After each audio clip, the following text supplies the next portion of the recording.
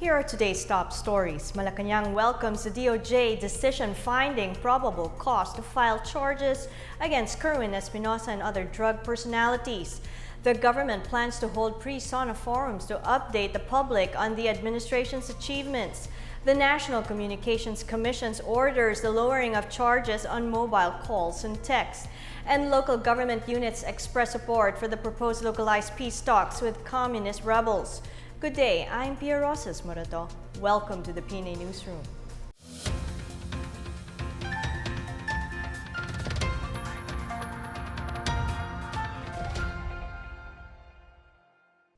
Malacanang welcomes the resolution of the Department of Justice saying it finds probable cause against drug personalities Kerwin Espinosa and Peter Ko. The DOJ is now set to file formal charges against Espinosa, Ko, and several others for their involvement in illegal drug trading. Presidential spokesperson Harry Roque says the palace is pleased that the wheels of justice are turning to hold these individuals accountable. PNP Chief Oscar Albayalde meanwhile vowed to cooperate with the DOJ to strengthen the case against the suspects. State prosecutors based their decision on the testimony of Marcelo Adorco, a former associate of Espinosa, as well as Espinosa's earlier admissions. A previous panel dropped the charges against the suspects for lack of evidence. The DOJ meanwhile granted the motion of businessman and co-accused Peter Lim for a separate preliminary investigation. The Bureau of Immigration has ordered the deportation and inclusion in its blacklist Australian missionary Patricia Ann Fox. The BI Board of Commissioners says the Australian nun has violated the conditions of her missionary visa. Aside from her deportation, the Australian nun is also barred from re-entering the Philippines after being included in the BI watch list. The Bureau said Fox's participation in political rallies, fact-finding missions, and conferences is contrary to the conditions and representations made when she applied for a missionary visa. Fox was granted a missionary visa on September 5, 2014 and was renewed on July 21, 2016 to render her religious and missionary works in Quezon City. The decision also supported the ruling of its special prosecutor that charged Fox for being an undesirable alien. Fox's lawyers have vowed to challenge the decision. Meanwhile, presidential spokesperson Harry Roque urged Fox to follow and respect the deportation order. Tropical storm Inday has intensified slightly even as it is expected to leave the country by Saturday evening. Pag-asa says Inday is moving northeast while intensifying the southwest monsoon. Moderate to heavy rains are still expected in most of Luzon. The rains caused floods, particularly in parts of Makati, Manila, and Pasay early Friday morning. Meanwhile, classes were suspended in Metro Manila, Bataan, Cavite, Nueva Ecija, and Tarlac, as well as parts of Bulacan, Rizal, La Union, Pampanga, Pangasinan, and Zambales. As some senators and congressmen push for the postponement of the midterm elections, President Rodrigo Duterte has rejected proposals for the so-called Noel. Malacanang has given this assurance even as House Speaker Pantaleon Alvarez insists on not holding elections next year. Presidential spokesperson Harry Roque says the president will not allow a no-election scenario to happen. Alvarez has proposed to postpone the 2019 election so that Congress can continue working on the proposed federal constitution. Roque, however, says Duterte prefers to hold a referendum on the government shift of federalism along with the 2019 elections. The government is considering to hold a quarterly forum leading to the president's next State of the Nation address next year, where the Duterte administration may report on its updates and achievements. Janice Cave has this report. After the successful pre-State of the Nation Address 2018 forum, the Presidential Communications Operations Office is now considering to hold this activity every quarter next year. PCOO Secretary Martin Andanar said the three-part series Pre-SONA 2018 Forum themed Tatak ng Pagbabago was a success, giving various cabinet clusters a chance to highlight even the small accomplishments that President Rodrigo Duterte may not be able to mention in his third SONA on July 23. Cabinet Secretary June Evasco said the pre-SONA forum was part of the reformatted 2018 SONA to allow the President to speak more freely on the matters that he would like to share with the people. The pre-SONA forum is a collaborative effort of the Office of the Cabinet Secretary, Office of the Executive Secretary, Office of the Special Assistant to the President, Presidential Management Staff, PCOO, and the 6 cabinet clusters. And the NAR said the 3-part series was designed to metamorphose into the anticipated third SONA of the President on July 23. While Duterte told his cabinet that he will read his SONA speech in not more than 35 minutes, and the NAR said Duterte has the prerogative to ad-lib, similar to last year's SONA. Duterte's first SONA in 2016 was delivered in 90 minutes and the 2017 SONA in 120 minutes. In the third SONA, Presidential spokesperson Harry Roque said Duterte is expected to speak straight from the heart. And the NAR said Duterte is expected to highlight the government's accomplishments on the war on drugs, anti-corruption, criminality, and peace and order. Before his SONA, Duterte is also expected to sign the landmark Bangsamoro Organic Law. For the PNA Newsroom, I'm Janice Cave. Still to come, the National Telecommunications Commission's orders the lowering of charges on mobile calls and texts. Task Force Usig is tapped to help investigate the killing of a radio broadcaster in Albay. These and more when the PNA Newsroom continues.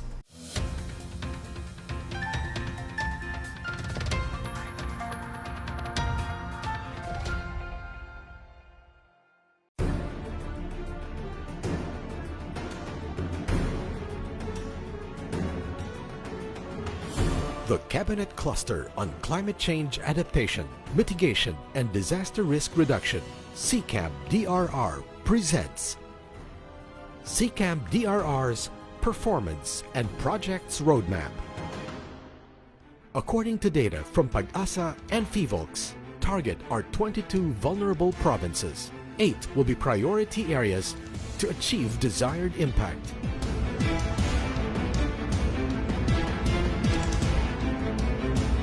And 822 coastal municipalities based on the following criteria: high poverty incidence, high vulnerability to hazards, critical and degraded watershed location.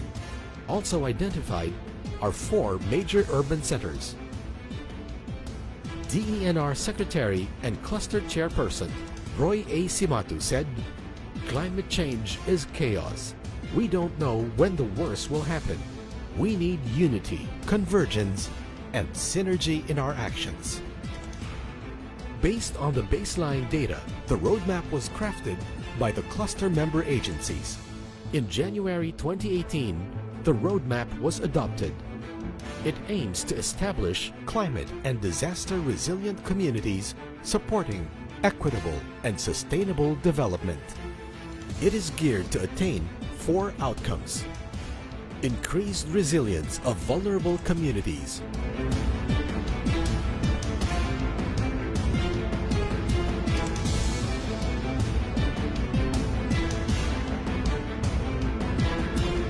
ensured adequate supply of clean air, water, and other natural resources,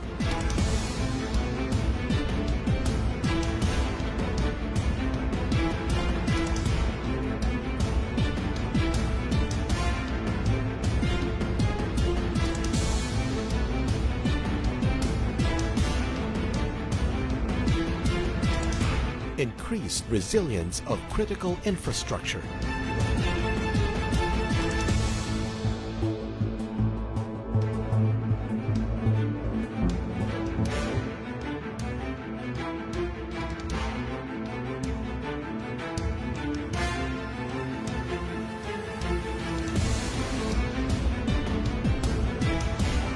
enhanced knowledge, access to information, and institutional capacities.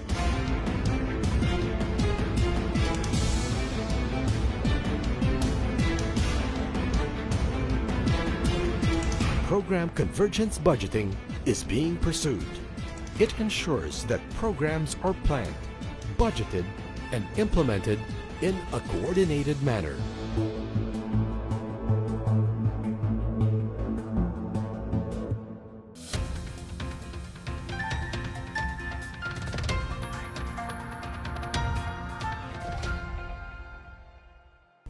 The National Bureau of Investigation has filed criminal cases against Malay Aklan Mayor Ceciro Kawaling as well as several local officials for their role in the deterioration of Boracay.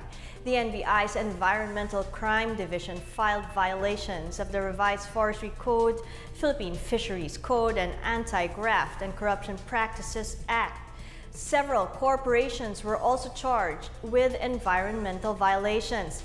Acting Prosecutor General Richard Anthony Fadulion said the cases had been docketed and assigned to prosecutors for preliminary investigation. The DOJ will conduct preliminary investigation to determine probable cause. President Rodrigo Duterte earlier ordered the closure of Boracay to tourists for 6 months starting April 26 to pave the way for its rehabilitation. Environment Secretary Roy Simato previously said they discovered several illegal sewage pipes that directly discharged wastes into Boracay sea waters. Several establishments were also found violating the 30-meter shoreline easement rule. Voice calls and text messaging services will soon be cheaper as the National Telecommunications Commission reduced interconnection rates up to a few centavos. More on this from Miguel Hill. The National Telecommunications Commission effectively reduced the interconnection rates for both SMS and voice calls in an order released Thursday. Telcos will be charging 50 centavos per minute from 2 pesos and 50 centavos per minute for voice calls, while text messaging will be at 5 centavos per text message from 15 centavos. The Department of Information and Communications Technology earlier directed the NTC to craft measures that will ensure lower interconnection rates for both mobile voice and SMS being offered by telcos. The department noted that voice and SMS rates in the Philippines are among the highest in Asia. DICT Acting Secretary Eliseo Rio said affordable interconnection rates would encourage competition and would attract new major players. Reducing interconnection rates is one of the issues that the government is addressing to pave the way for the entry of a new player in the telco industry. Other concerns include the distribution of frequencies that were formerly awarded to Bayantel, establishment of a common tower policy that may be leased to a new and existing player for the installation of communication facilities, and commercialization of the national grid of the Philippines, Transco dark fiber, unused fiber optic cables. The DICT is eyeing to select the third telco player within the year. For the PNA Newsroom, I am Miguel Hill. Philippine exporters may need to strengthen their certification protocols as certain Islamic countries plan to require the identification of imports as either halal or permissible under Islamic law or non-halal. The Export Management Bureau says companies exporting to these Islamic nations will gain advantage if they will make their goods and services halal certified. EMB Director Senen Perlada notes that an exporter should get certification from an accredited agency that is recognized here and in a specific Islamic country. In line with this, the Philippine Accreditation Bureau and the UAE Emirates Authority for Standardization and Metrology signed a memorandum of understanding to facilitate halal certification for Philippine exporters to the UAE. UAE ESMA Director General Abdullah Abdelkader Al-Maeni noted that MOU also reduced technical barriers for Filipino exporters since certification in the UAE market is recognized in other countries. Perlada meanwhile says that with this partnership, the Philippines considers the UAE to be a distribution hub for halal certified products and services to neighboring Islamic countries.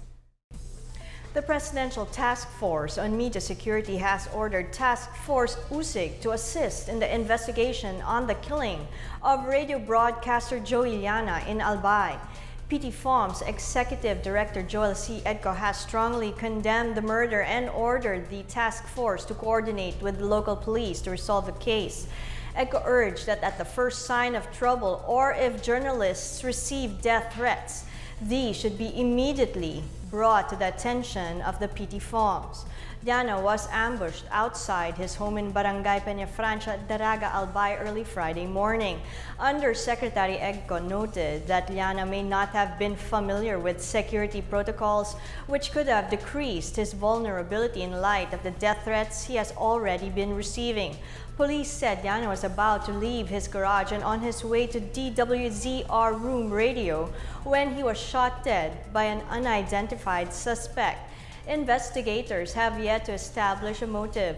Llana was a commentator of a block-time radio public affairs program of DWZR in Legazpi City.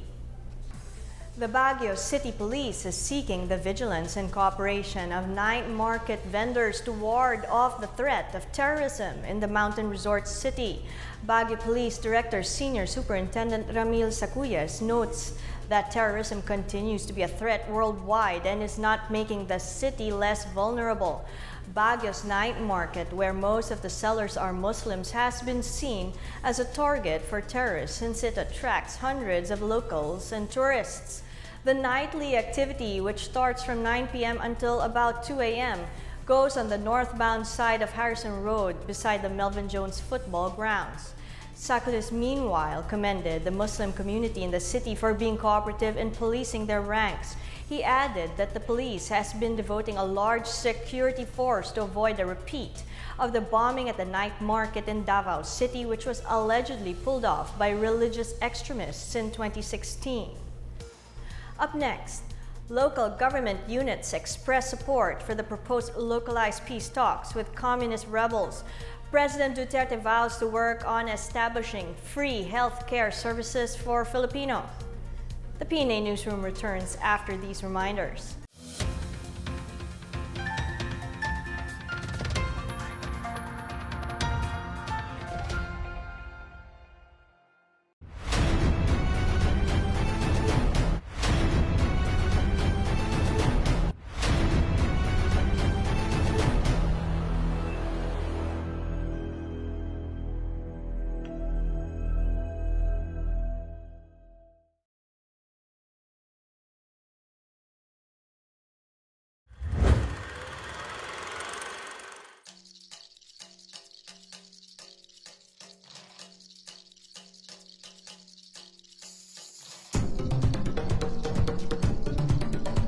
Isisilang na ang prinsesa.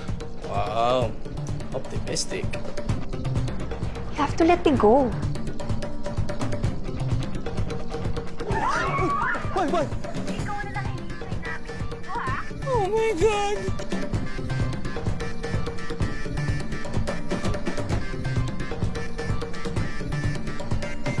Buti pang constellations, may connection. Hello? Uy! Paano? Gusto nila tayong takutin. Alam mo, kung ako sa inyo, pag-isipan nyo kung saan kayo magdinenok ng 180K. Kaya kayo lahat sa wedding. Oo, kaya. Benta kayong kidney. Ate Vicky! Hello, ate! Last year, magkasama tayo ng Valentine's. Ngayon, pag day after na lang ako.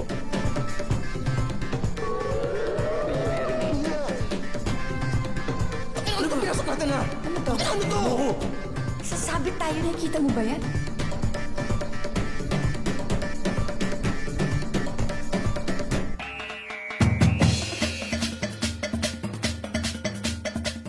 Hoy, tama na iyak!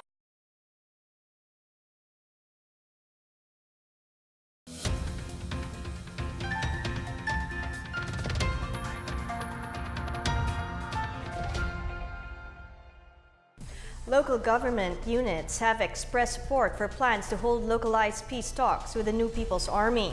Feedback received by the Department of Interior and Local Government indicated that LGUs expressed a desire to end conflict in their areas. Among those showing support for the peace talks are the League of Cities of the Philippines and the Philippine Councilors League. DILG OIC Eduardo Año says LGUs will initiate talks with NPA ground units who will show sincerity in holding peace talks. Anya added that LGUs are in the best position to talk with rebels since they are quite familiar with the issues of their constituents. President Rodrigo Duterte assures that the administration will prioritize the improvement of the country's healthcare system. In his speech at the 85th Annual National Convention of the Philippine Public Health Association in Davao City, the president says the government aims to make health services free for all. He has ordered health personnel to coordinate with barangay health workers and initiate monitoring in their respective communities. The president says he is willing to allocate government resources to efforts such as improving healthcare services as long as the people can enjoy their benefits. 10 Gilas players and 3 players from Australia got suspensions from FIBA as a result of the brawl that took place during the World Cup qualifiers game at the Philippine Arena in Bocaue on July 2. FIBA issued 1-game ban to Gilas Japeth Aguilar and Matt Wright and Australia's Chris Golding.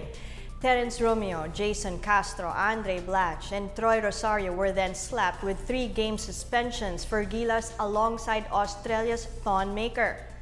R.R. Pagoy and Daniel Kickert were both slapped with a 5-game ban along with Carl Cruz and Gio Halalon. Calvin Abueva was suspended for 6 games. Gilas head coach Chot Reyes will be suspended for 1 game and assistant coach Jong Uichico will miss 3 games.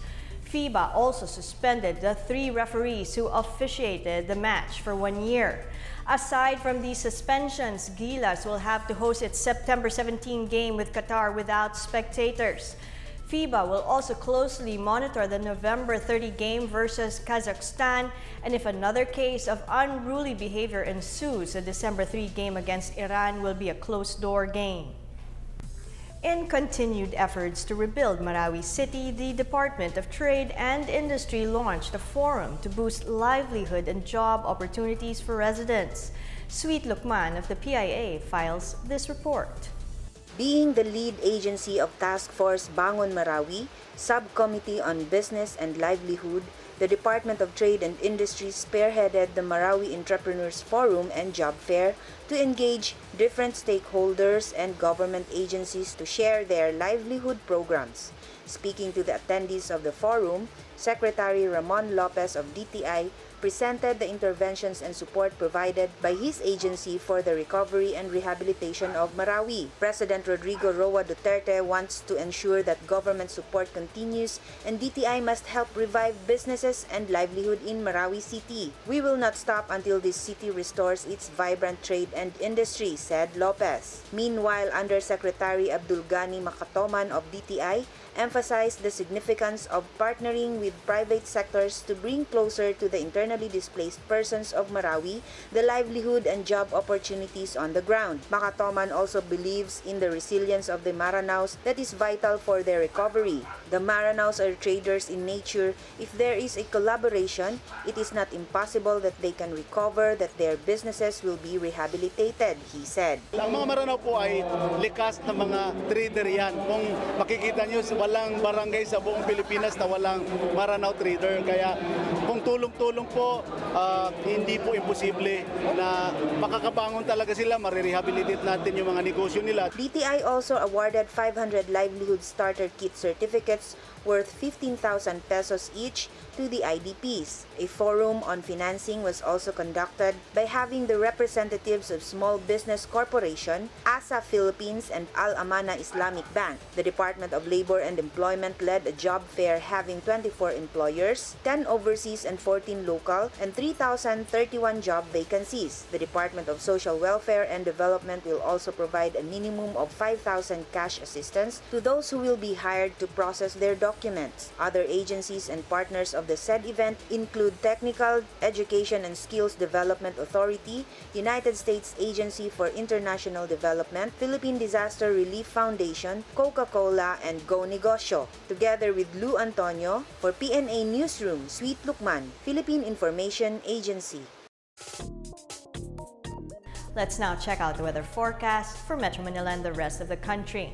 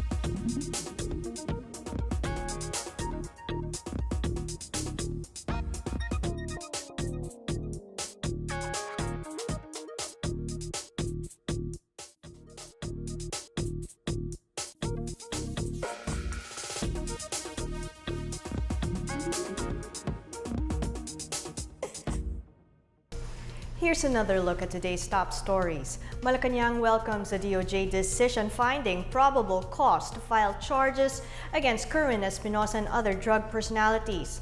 The government plans to hold pre-SONA forums to update the public on the administration's achievements. The National Telecommunications Commission orders the lowering of charges on mobile calls and text.